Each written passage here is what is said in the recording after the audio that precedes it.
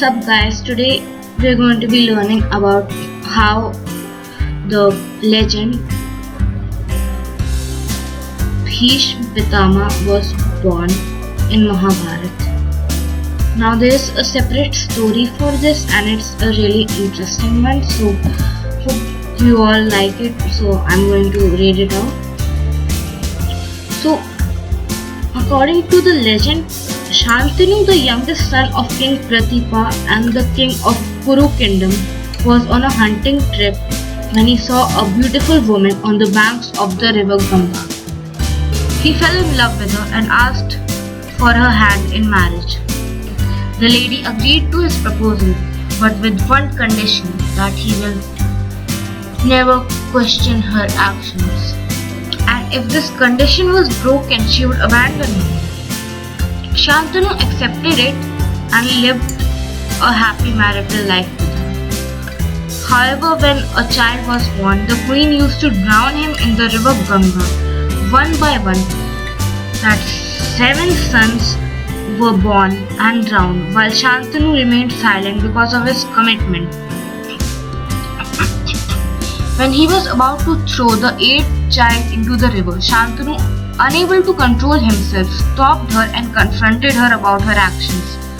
After hearing Shantanu's harsh words, the woman revealed herself to be the goddess Ganga and justified her actions and narrated the following story. So according to goddess Ganga, once the celestial Vasus, meaning Ashtvasus or 8 Vasus, and their wife were enjoying themselves in the forest when the wife of Dew spotted an excellent cow and asked her husband to steal. The cow was Nandini, daughter of Kamdhenu, cow Surbhi, and was owned by Vasishtha. With the help of his brothers, Dew tried to steal it, but Vasishtha caught them and cursed them to be born as mortals and suffer a miserable life. Upon their pleading, Vasishtha showed mercy and told the other 7 Vasus that they will be liberated soon after birth. However, Dew, being the protagonist of the theft, was cursed to endure a longer life on earth. Before the birth of her sons, Ganga was requested to kill the 7 children soon after their birth. Hearing this, Shantanu was filled with grief and regrets. Ganga decided to abandon him as her condition was broken. Before disappearing, she promised Shantanu to return his hair. Ganga named her son Devrat and took him to different Lok, where he was brought up and trained by eminent sages. Now, Ashtvasu are basically elemental gods in their previous life.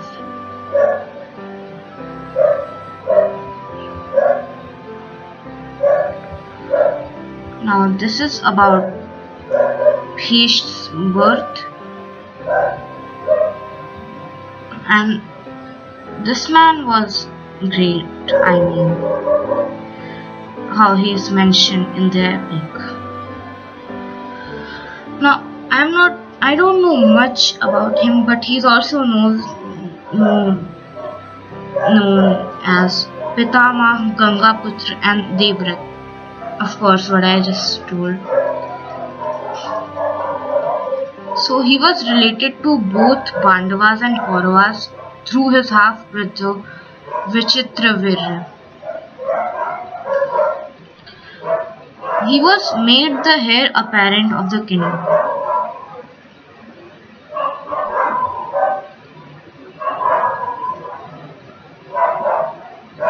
Now he lived a very long life. So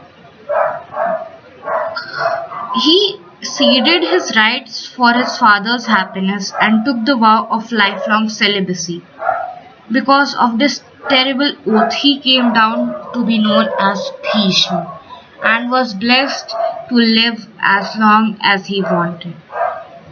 He played a major role in the political affairs of Kuru kingdom and participated in the Kurukshetra war, which we all know about, from the side of the Kauravas. On the 10th day of the war, however, the Pandava prince Arjun, with the help of Shikhandi, pierced Bhishma with numerous arrows and paralyzed him on a bed of arrows.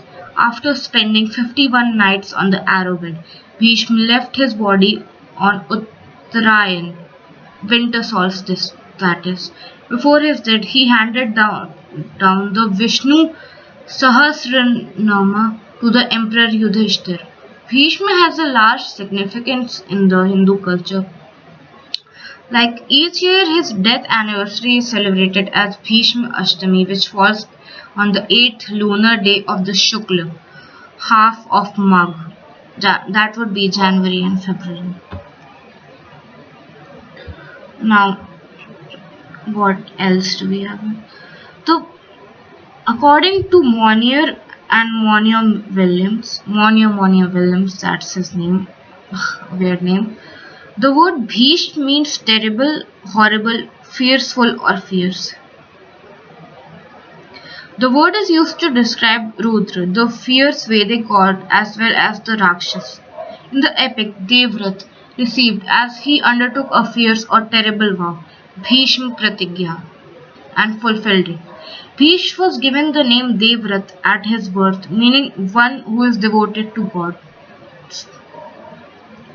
As Bhishma was the only surviving son of Ganga, he was given many epithets which means son of Ganga. Gangaputra, Gangsata, Gangae. The word Gangadatta means given by Ganga. Patronymics of Bhishma include that his name according to his paternal side: Shantanava, Shantanuputra, Shantanusata, Shantanuja. Bhishma was also referred as Gauranga, he is the one with the fair body; Shvetavir, a white warrior or one who is heroic white and has all weapons in white color; Ashtvasu, that is obviously what I said; Bharatvanshi, a descendant of Bharat; Pitama, grandfather. He is also known as Bhishma Pitama because he is the Pitama of Pandavas and Kauravas.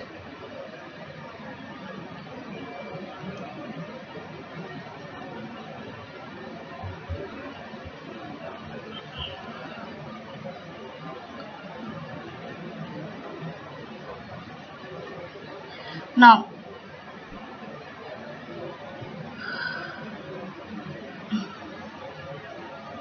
Pashuram, god Pashuram, the son of Jamadagni, trained Bhishma in warfare.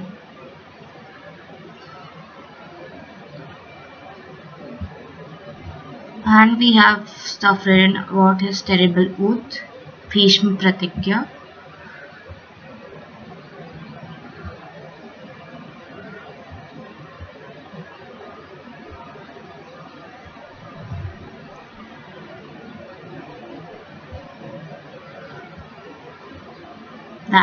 That was it. I hope you liked the info, and I'm going to be coming up with more exciting information through my next videos.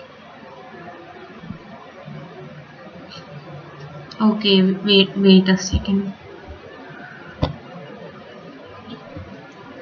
So his stepmother was Satyavati, the wife of Shantanu. I think she was his first wife, and he is the half brother of Vichitravirya and Chitrangada. His home was Hastinapur.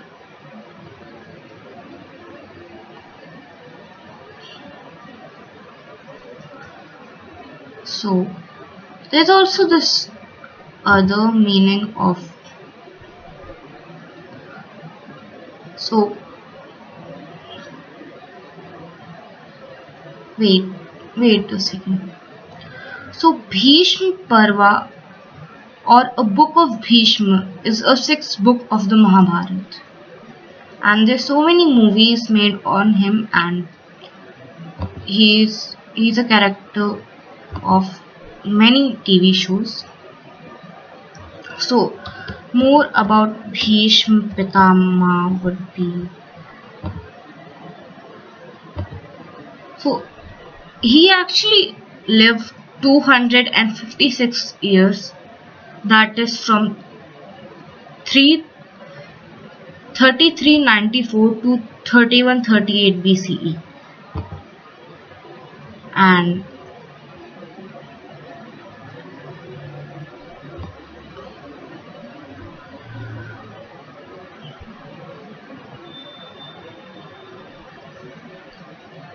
what else do we have here?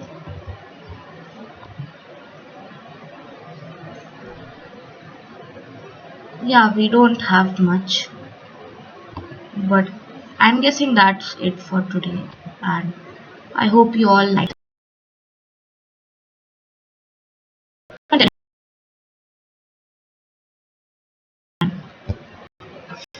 I enjoyed it myself. So if you want such more stories of mythological characters or even real characters, you know, I would love to make more videos about them. Bye, take care, and have a good day.